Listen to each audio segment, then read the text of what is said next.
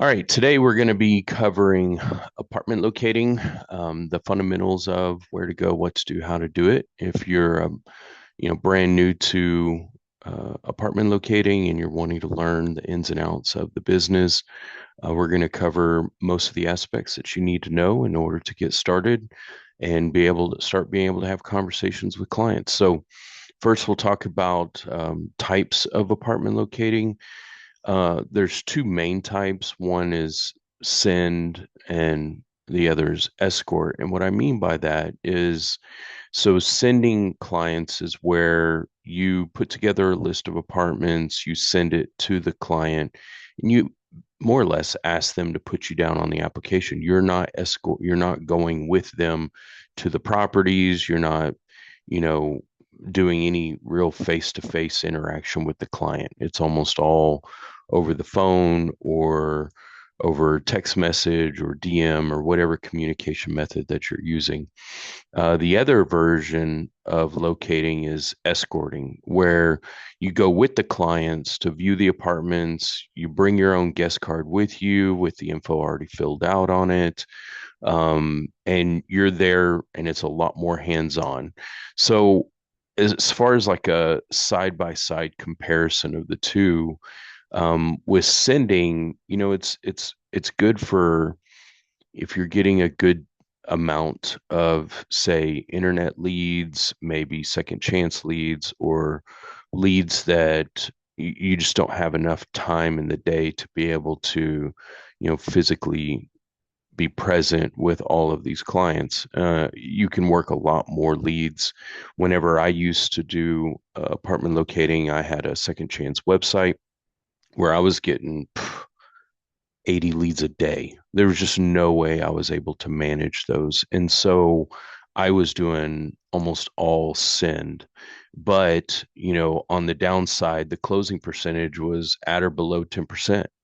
It's not very good just because there's no loyalty with that client. I mean, if you have really great charisma and you're good on the phone and you can build rapport really easily with people, then you may be able to overcome that particular obstacle. But whenever you're dealing with larger volumes of people or people that you're only talking to a few times, it's just very hard to develop that rapport or loyalty just through those few touch points. Um, Typically, in order to be successful with sending clients, you need to offer some type of incentive, like a rebate. We here at Spirit Real Estate do facilitate rebates. If you're interested, we can more or less, whenever the commission is paid, if they've completed the rebate form, we will send the rebate according to the payment method that they indicated in the rebate form. Now, with escorting, it's very, very different. It is far more effective, but it's with less clients, and that's because you're spending considerably more time, hours with these clients rather than just minutes. There's a lot more face to face. You build rapport and loyalty, especially if y'all go get coffee or meet, for breakfast or do any type of, social interactions with it. You can develop that rapport with the client, and they will basically use you forever at that point. Much higher closing percentage with these whenever you get a lead. Uh, I mean, I wouldn't be surprised if one out of two of those um, were closed. So, I mean, it's very rare that you don't. And I've heard of people having much higher closing percentages than that too.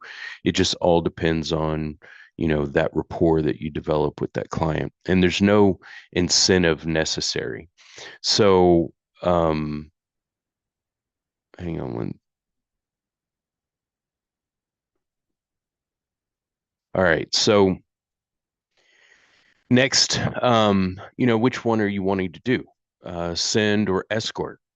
Incentive or no incentive? You can choose multiple ways, but You don't have to choose necessarily just one. You can do a mix. You can do what feels right to you. However, whenever you choose to offer incentives or you choose to go and physically be with clients and stuff, you need to be careful that you're not, you know, misrepresenting rebates, no bait and switch type stuff. Don't offer it and then pull it back because of some ticky tack thing.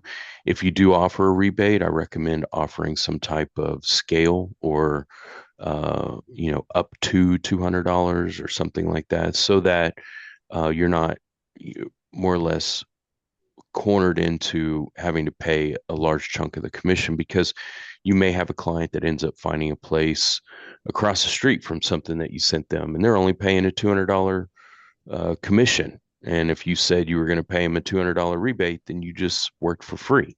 So, tell them that you want to pay up to an amount, and it's dependent upon the commission that you receive. And the rebate form that we have is also, um, you know, it has those details in it to set the proper expectation with the client. And then make sure you're not playing favorites. Be careful with fair housing as far as like, don't just um, offer these types of services to one demographic. There's, they've actually over the last 3 years, they've had ever increasing number of fair housing complaints. And so it's better that you just treat everyone equally and make sure that whatever you're offering to one, you're offering to the other. All right. So, most clients don't know what an apartment locator is. This is an important note. Your initial conversation, whether it's text or phone, could include the service and how it works. Now, I mean, originally, whenever I put this in, that may not be the case anymore. Most people in Texas, especially, probably know what apartment locators are and do. However, it still doesn't hurt to educate them, because they may have gotten a false impression from another locator they've used in the past, or they may not understand your service and how it works. If they've used one locator service, that doesn't necessarily mean that they know how all of them work. So it doesn't hurt to go ahead and break down your service and how it works. And then, just make sure that they understand it's free service. You're paid by the community. It doesn't affect specials or pricing because it's paid out of their marketing budget. It's completely separate. Um, Educating them will lower their defenses and get them to trust you. This is something that should be done in that intro call, that very first conversation that you have. All right. Oh, Sandra Tejada. Um, so required tools. First is like your listing services. These are in a comparison, the MLS, that what realtors use to find houses and stuff. There are several out there. There's Smart Apartment Data is probably the most widely used. I think it's over $50 a month now. It just depends on the plan. They do not permit you using their data or pictures or anything for advertising. They will come after you if you do that, because they watermark and they have a meta tag on all their stuff.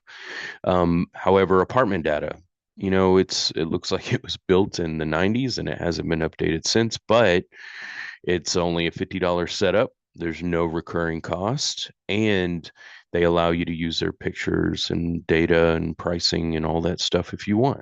So there's, some added benefit there, especially if you're doing a lot of marketing on social media or posting ads or building websites or something like that. It's a great tool for that. Spark, it's $50 a month, all markets. What I mean by that is, you get Dallas, Fort Worth, Austin, San Antonio, Houston, Nashville, Denver, Colorado, Chicago. I think there's even some out in Florida. I mean, they give you basically an all market deal for $50 a month, and this is for Spirit only users. We actually do work with the owners of Spark and have for years, and so we ironed out this deal a while back, and they're even they have a group or a team, I should say, that is underneath the Spirit brokerage that does quite well. You might have seen them Arrive Texas. So, anyways, you can use their data and pictures. They have great value, and what's cool is their customer side user interface is pretty good. I think the only thing is they're still trying to catch up on some of the data, but they're getting really good at it, I have to say. So, yeah, I would recommend giving them a free trial. I think you get a month free trial with them. Give them a shot and see what you think. All right, so the other tool that is like a must-have is a CRM. This is a client relationship management tool. If you've been in sales before, then you should be familiar with a CRM. But the the main thing is that it's going to provide you reminders, give you abilities to communicate with the client, record keeping, and transaction management. Now, our client manager, which is included with the service, it handles all of this stuff, but it may not be as technologically advanced as like a follow-up boss, which has automated texting and emails and stuff like that. So if you wanted to set up an automated sales funnel, you can use a service like Follow Up Boss, and there's tons of them out there. But ours is actually predominantly a transaction management software, and we really try to make sure that our emails are whitelisted and always in going to inboxes. And we found that when we allowed bulk emails and rapid sending and stuff like that, there was issues with that. So we tried to discourage agents from, overly marketing from our CRM, just so that we can make sure that our emails are going through to inboxes. All right. Client communication. You can use the client manager or CRM, the other services that are out there, Spirit email, or if you wanted to use another email address, it's fine. Direct messages through some type of social platform or even like Google Chat. I mean, lots of people use different services that are out there.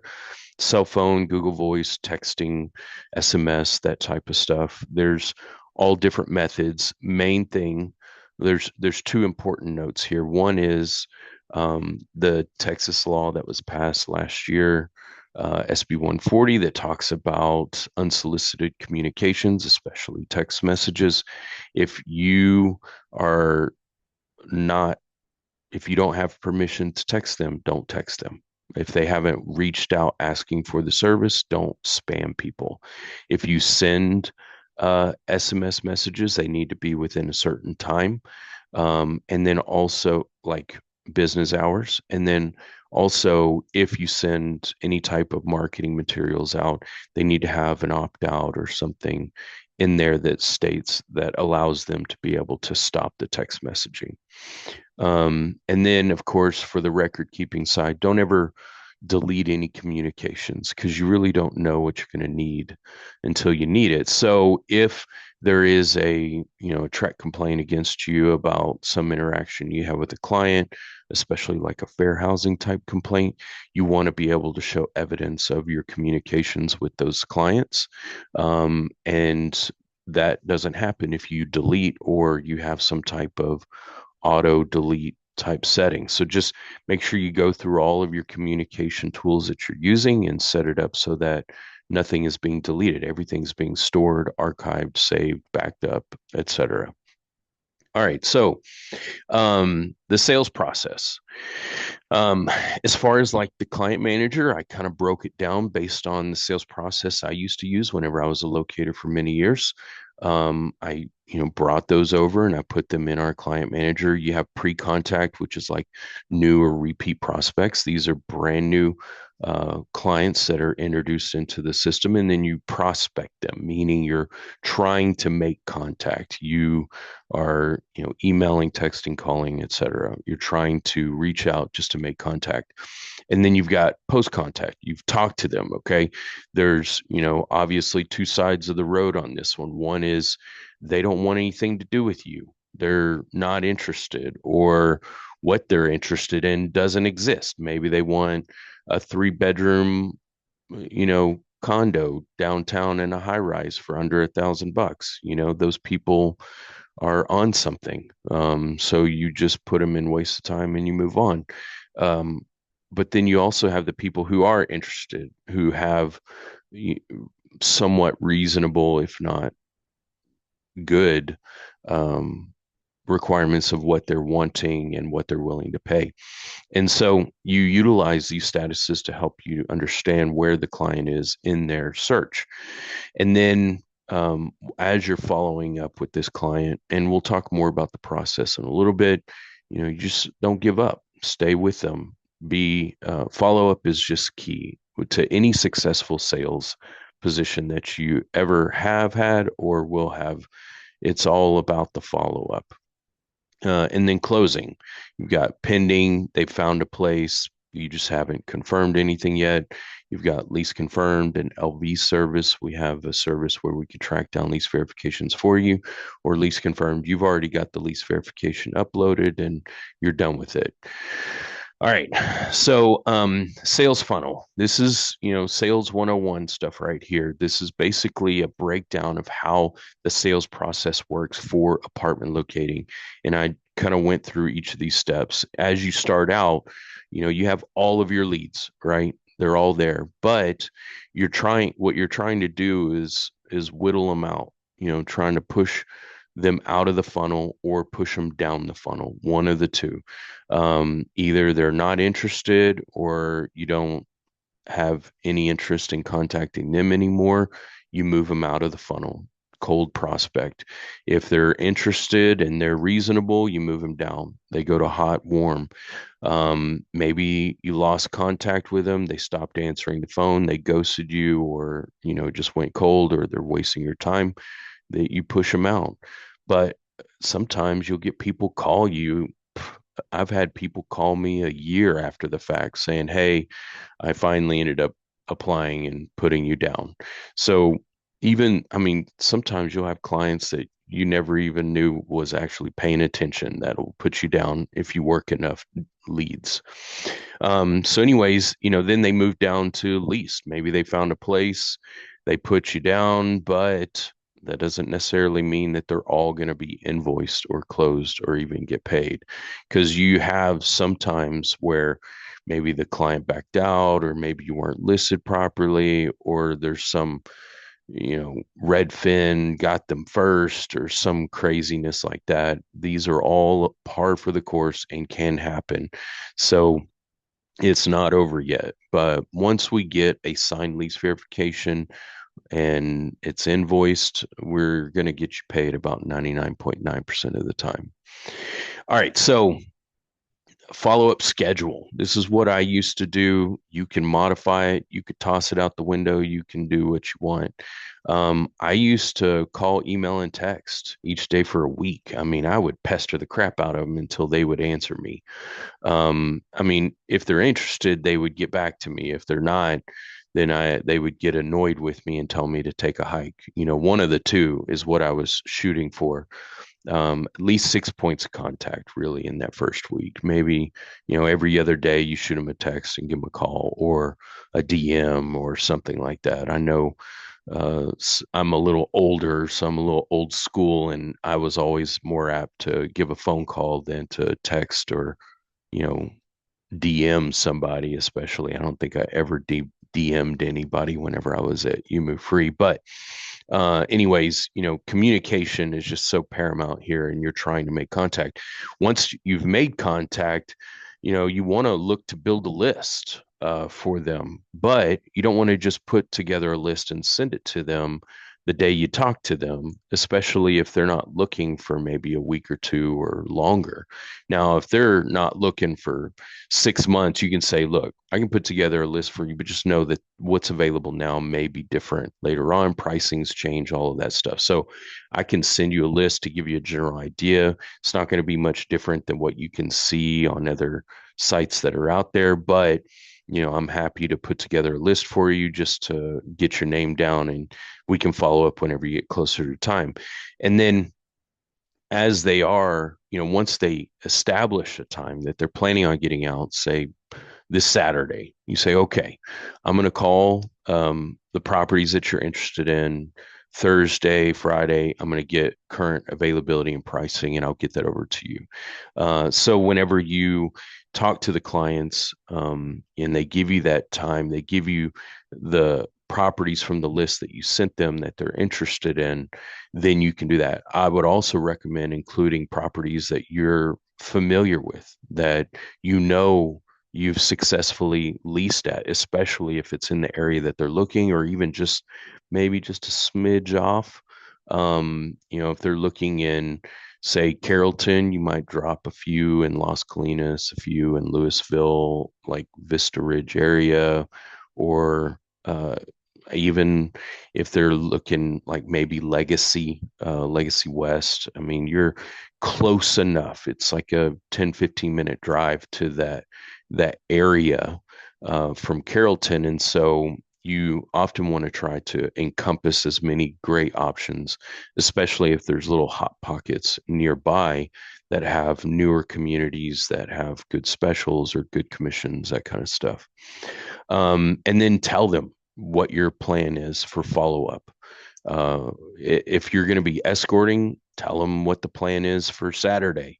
Say, hey, let's meet at the Starbucks over on the corner of Central and whatever, and then from there we'll head over to this property, and then we'll just caravan from there. Um, don't do more than a few properties if you can, 3 to 5 at the most in a day. You really don't want to do more than that because it's all going to start to meld together. Ideally, you go escort maybe 2 or 3 properties in that day, and they find one that they genuinely like out of the three. All right, so be active, building lists, calling properties, setting up tours, and especially sending guest cards. And one agent told me about a pre-verification, which I think is genius. So, on it, it's like a verification meets guest card. More or less, you send a guest card to the property that includes the client details of what they're looking for and their name. It has your information, but it also has the property's commission, listed commission for, and even you can include the listing service that you found it on, 50% on Smart Apartment Data and it has the date and everything. You send it to the property, have them uh, confirm receipt, even if they just email back saying received, some type of confirmation that they got the guest card. If you're going to escort, you take it with you.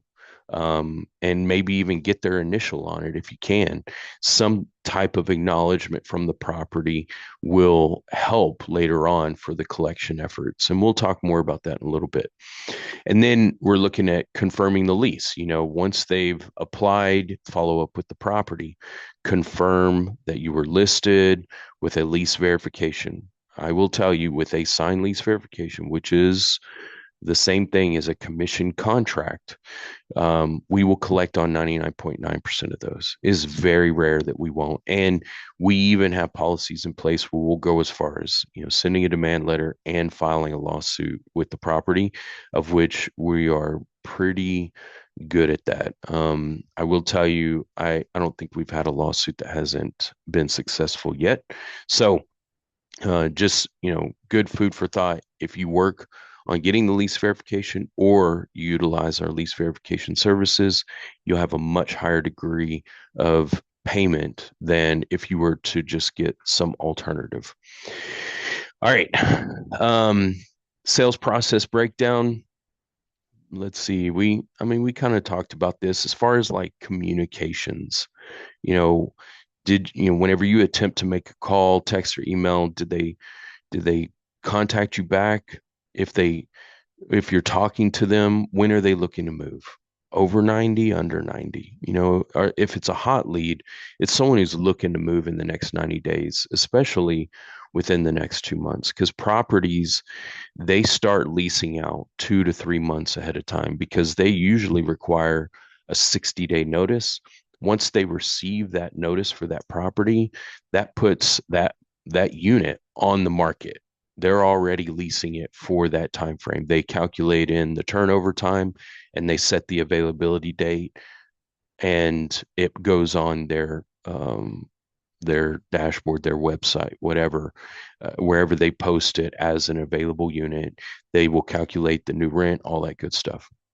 And so if anything that's under 90 days is a hot lead, because those have units that are available now to lease at. Anything over that is more like a warm lead. You want to check in whenever you get closer to that under 90 day. Whenever you're prospecting and they're not talking to you, they're not responding, be a little persistent, but maybe just send them like a text message or an email that says, "Hey, I've been trying to reach you. You registered on the site asking for information. I haven't heard back. Just wanted to see if you're still interested in the service. Let me know either way, and I can drop you off my call list, or some type of opt out would be good in there as well, just so that they can tell you to stop wasting time on them. Um, Key concepts to keep in mind with that first conversation, explain the service, confirm the criteria. If they filled out a form on a website that maybe puts $1,000 on a one bedroom in Legacy West area, talk to them about those details. Say what is more reasonable in the area. One bedrooms in that area are more like 13, 1400, for the nicer ones, starting a little higher. The newer ones, something that's built in the last 5 years, it might start in this price range. How flexible are you on this price range? Do you want me to include these? No. Or is this a hard number? Um, Generally, whenever I put together a list, I usually include the rent a little bit higher, anyways, just to account for specials that are out there. Maybe they're doing a month free that they'll prorate, and that rent can get dropped down. Um, but you also want to go over the area I mentioned before. Sometimes seeing if they're flexible on the area that they're willing to work with is good, because you're able to draw in more options. And then finding out when they're able to get out and look, knowing when they are um, getting out to look is going to set the schedule for you on when you're going to be following up with properties and scheduling tours and setting up the time that you're going to go with them if you're doing escorting. All right. Let's see, building the lists, get out to look at properties.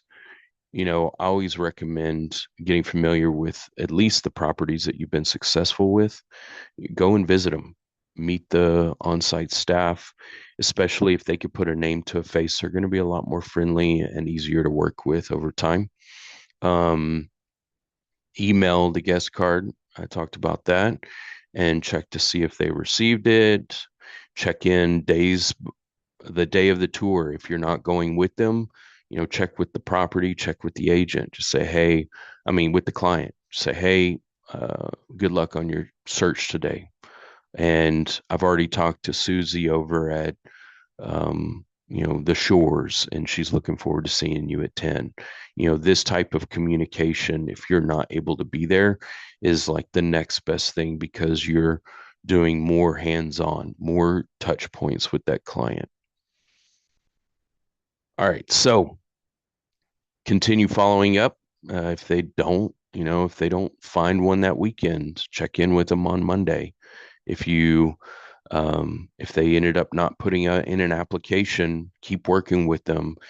See if there's some other changes or other properties that they're interested in from the list. Maybe modify the list to see if you can draw in some more options as well. Uh, let's see, always call properties for availability. You want to get the most current pricing and availability just because it changes almost daily. Some of these properties use YieldStar, different, RealPage technology services that will adjust the pricing based on availability of other units in the area. And now they're currently under a lawsuit for that, but that doesn't mean that they're not still utilizing services similar to that are trying to, you know, gauge how much they can get off of the rent. And so it does change quite frequently. Um, let's see, remind them each email to call and list you as the referral source. This is probably one of the biggest mistakes of most agents. If you, especially if you're not escorting, if you are sending clients to properties, you really kind of want to be almost repetitive about, hey, don't forget to list me on the guest card now. Um, don't forget to put me down. Some type of tidbit, because clients will almost regularly forget to list you if you aren't reminding them to the degree that they're almost annoyed by it. I mean, that's one of the things that used to really set me off back then, way back when, was they forgot to list me.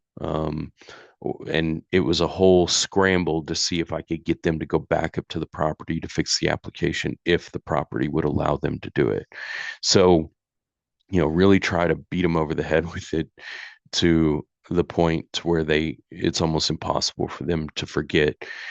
And it doesn't have to be List Spirit Real Estate Group.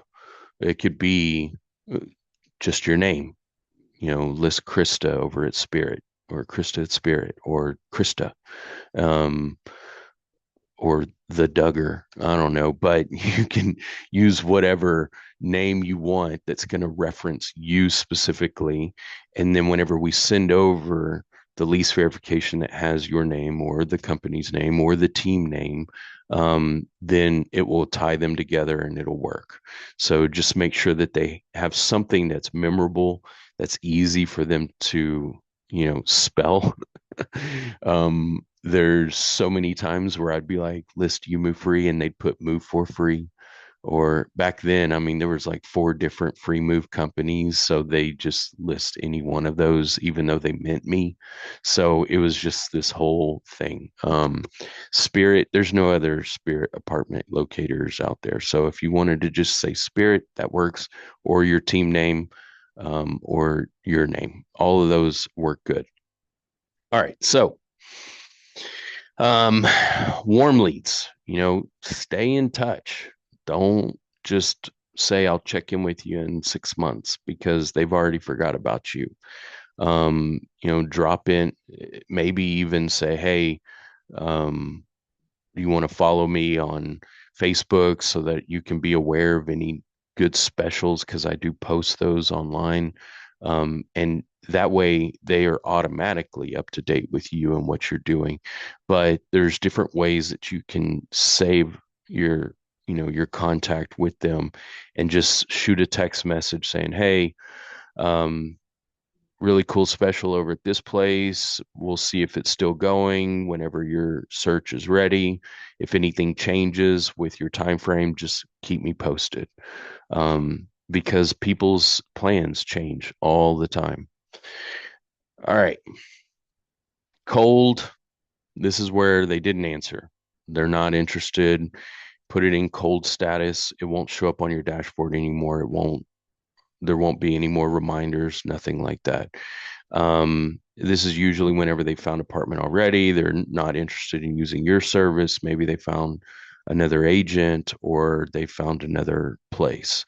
Waste of time. I talked about that. Is as if they're looking for something that doesn't exist. Um, building a list. So I'm actually going to hand this off to Adam Jatho. He's a little bit more in the know. I haven't put together a list in a few years, and he's still one of our top agents in the Houston area. So, what I'm going to do is they changed how we do this. So, if you want to send a request, This changes like every 5 minutes. How do I share screen? Let me see. on the tool, it should have a share option, but it used to Ah, have allow multiple participants, but it doesn't anymore. I Here we just got it. go. All right, so I'm going to stop sharing, and then you should be good now. Okay. Can you guys, Brian, can you see my screen right now? Or can you see my screen? No, I just see your pretty face. Oh, fantastic. Oh, here we go. Well, I got it. Desktop. Hold on one second, guys. Um, entire screen. Got it. All right, are we good now? Yep. Fantastic. So for me, so I always start with a client phone call and I am furiously taking notes while I'm talking to them. So this is an actual client call I had at the end of January of this year. I took his info out here, but pretty much I'm talking, I'm usually driving like, to Dallas or something. So I'm like talking on the phone, I'm typing out notes right here. This client, his lease ends on April 25th and he wants to move around April 14th, April 15th. He wants to be in the Heights, Lower Heights, or above Allen Parkway. I know he works in the Heights because I asked him, and he's looking for a two-bedroom under 1900, but he said he can probably go a little bit higher than that. These are the things you have to know. After that, I asked for some preferences. He said he prefers to be on the top floor, have solid floors like concrete in between. He wants a tub, in-unit laundry, and a balcony space. He said he might actually want a one bedroom as well if his roommate gets denied. So I haven't even done the one bedroom search yet, but I pretty much took everything we have here, and this is what I'm going to start with on Smart Apartment Data.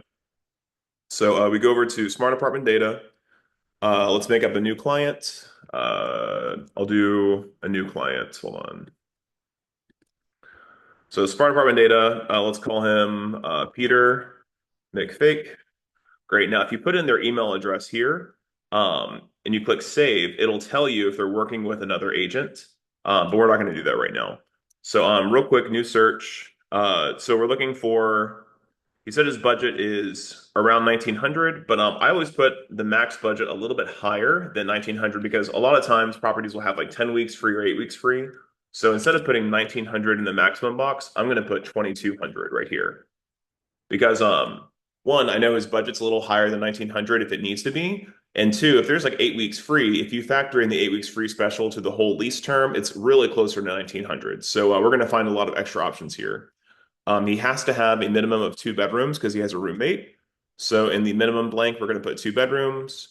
Year built, I just put 2000 because anything older than 2000 is not going to be probably not going to be a great fit for him unless his budget's really, really low. So we've got these three things filled in here. Next, you click on just draw areas on map. He said he wants to live in the Heights, the Lower Heights, or above Allen Parkway. So, if you guys are not familiar with Houston, this area is called the Heights right here. It's like one of the most expensive areas of the Houston, so people always want to live there. What I will do is I will start with the area of the Heights, and I'm going to draw a little bit outside of it as well.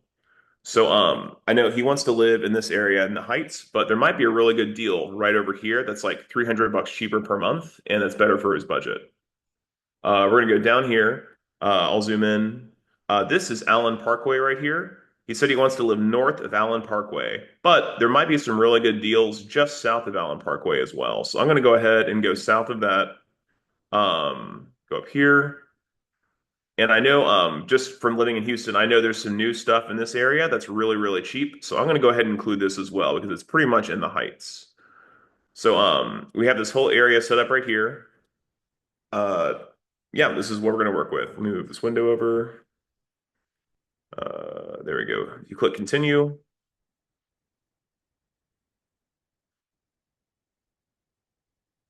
And Smart can be a little slow sometimes, like right now.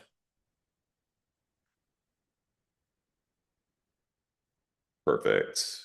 Peter McFake. Okay, so we have 148 properties selected. Next, let's check out run search.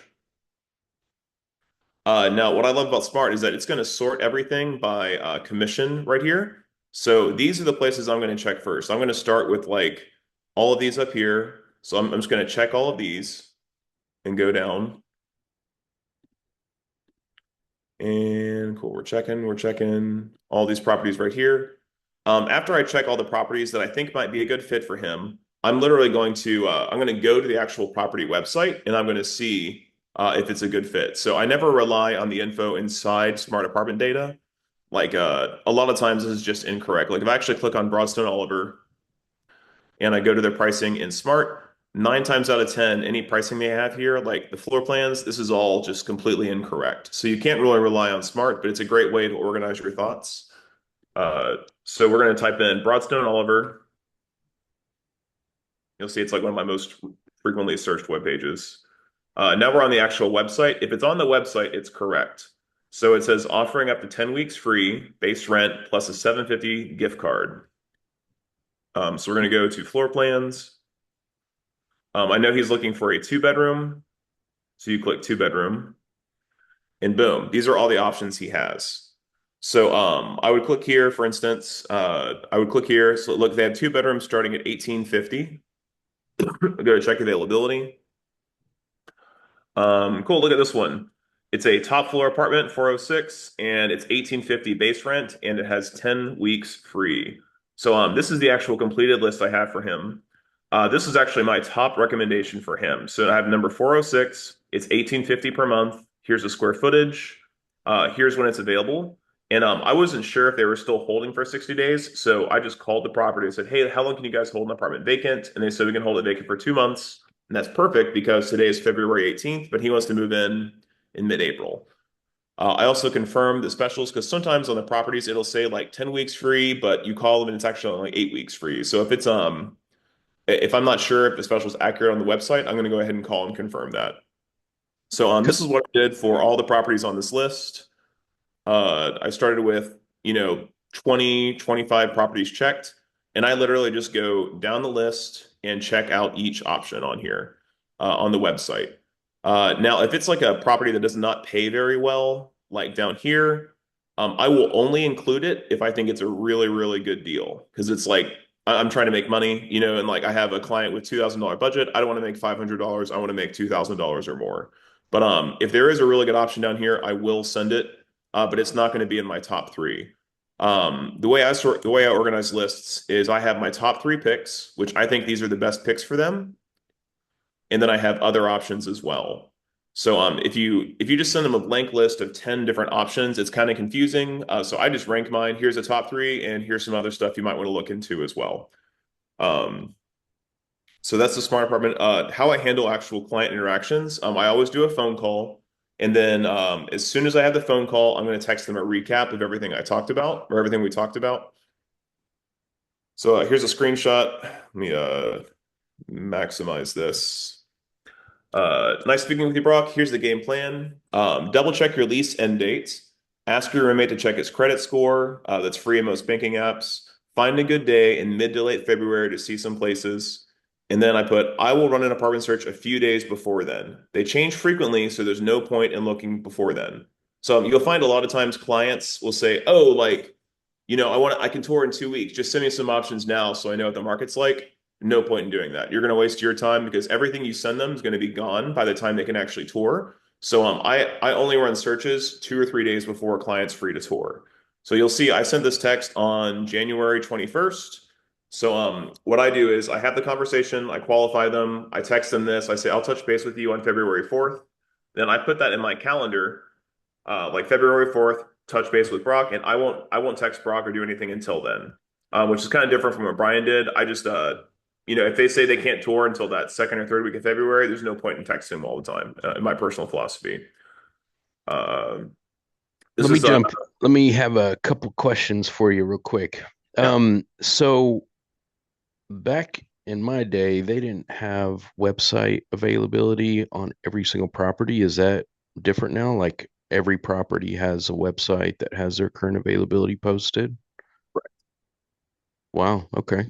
That's pretty cool. every every single property. So The only time I'll call is if it's unclear that the special is already factored into the price, like the online is the effective rate, or if the online is market plus like 8 weeks free or whatever.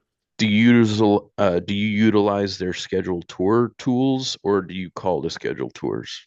So I used to calling properties is like the most frustrating thing ever. Like it's just like they love to not answer their phones. Their favorite hobby. Like their favorite hobby is not answering the phone. So if they have an online tour scheduling, I will use that. Let's see. So this property, here we go. You can even use the AI. So what I'll do is I will schedule the tour for the time that works with my client's schedule using the website. And then I will send a follow-up email from my own personal email address to the property. Hey, I just scheduled a tour for Brock at 11 a.m. on Friday, February 20th. That way it's on their system, it's automatically added to their calendar, and they have a guest card sent from me. Okay. All right. Very cool. And then, so as far as like, so your initial list is like 20 properties or so until you go through the availability and then you narrow it down to what, like 10? Correct. Yeah, the most I'll send is 10. If I'm sending more than 10 properties to them, I haven't asked enough questions to know what they're looking for. Okay. All right. Very cool. Well, thanks. Thanks, Adam, I appreciate the input. Yeah, All right. absolutely. So How do I unshare? I'm doing it right now. Fantastic. All right. Good stuff, Adam. All right. So verifying the lease. They found a place, they applied, they have, decided and they put you down. We really want a lease verification. I told you guys, we'll collect on 99.9% of those, but there's, added benefits of getting a lease verification early on. Oftentimes it gives you the ability to fix mistakes that may have happened. Maybe they listed you incorrectly, or they forgot to list you, or we don't have the correct pricing or unit or something like that. If we can get those details fixed early enough, then it saves time and money later on. um, and then what if the property doesn't sign them? Well, we have an opt-out lease verification, which is more or less like a verbal form, but just know that it's not enforceable. We do require those if the property isn't wanting to sign it, because we want to know that you've gone the extra step to verify what you can and done your part to make sure that all the details are correct before we start investing in invoicing and collections on that particular transaction. And then when should you try to get a lease verification? This is after they've been approved at the property, and it can be before they move in. You do not have to wait until after move in to try to get a lease verification. Lease verifications are not invoices. As a matter of fact, our lease verification in our tool in the client manager says not an invoice. So they're more apt to sign it if that's the case. Also, our CRM has a e-sign lease verification to where once you input the details in there, you can generate a lease verification, send it to the property. If you get the email address, it's even better of where to send it. But whenever it sends it to them, they can click to sign on their side of it. They don't have to print it out. They don't have to physically sign it, scan it, upload it, send it back. It used to be, so much more complicated, but with this e-sign tool, it makes it a lot more simple. And we do have a higher success rate of getting those back now. Um, we do accept properties from the email or other verification types from the property, but just know that it's not enforceable. So, like, if we just have an email from the property saying all this information is correct, I have a number of agents, that's all they do, and that's fine. We will still invoice it. We'll still do what we can to fight for it. But if the property's adamant about not paying for it, then that's the end of the road for us. We'll do a demand letter, but it costs $50 without a lease verification on file. We will not do a suit to compel if there's no signed commission agreement on file, lease verification. Without that binding agreement, there's not enough to warrant us going to court to try to get you paid. Um, all right. So I mentioned it before. We have lease verification services. After the client notifies you that they found the property and they entered in all the details, You entered in all the details in the client manager, you can be done with it. Just put it in LV service and we will track down the lease. We will begin following up with the property to get the lease verification for you. We'll get it signed, updated, put into lease confirmed for you. We will verify, move in, and all that good stuff. It's $50 per transaction. It is an a la carte thing. So if you only want to do it on one that you're having troubles with, that's fine. Or if you never want to do it, that's fine too. It's completely optional. And then closing out the deal. So, how you get paid, once you put it in the client manager and you upload the lease verification or something similar, you change the status to lease confirmed, and then you're done with it. We take it over from there. We will verify move in. We will send out the invoice. We will handle all of the vendor compliance requirements. There's invoicing tools. I mean, there's so many different services out there right now, but we manage all of those for you. And we'll even handle the rebate payout if you decide to do that. It's an incentive box. It's on the property info tab. If you have a client that convinces you to give them a rebate, then you just put that amount in the incentive box. Once we get paid, then we will issue that payment to them as long as they've completed the rebate details. And then, of course, commission disbursement. We pay you. So that's it. That's the gist of apartment locating. I'll go ahead and open it up for frequently asked questions. Does anybody have any questions or comments?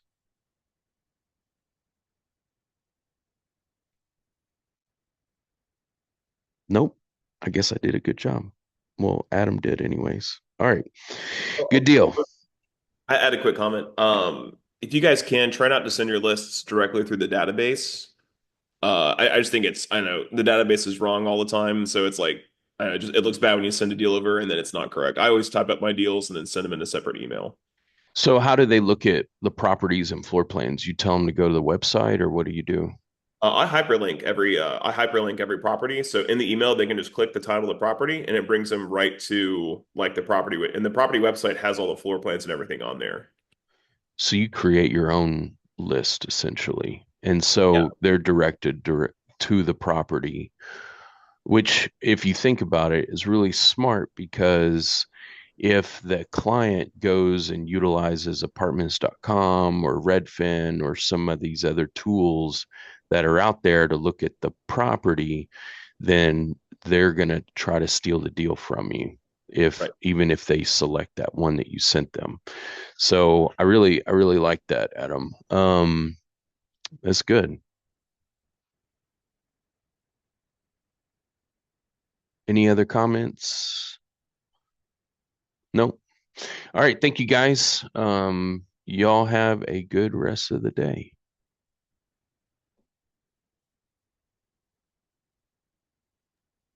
Thank you.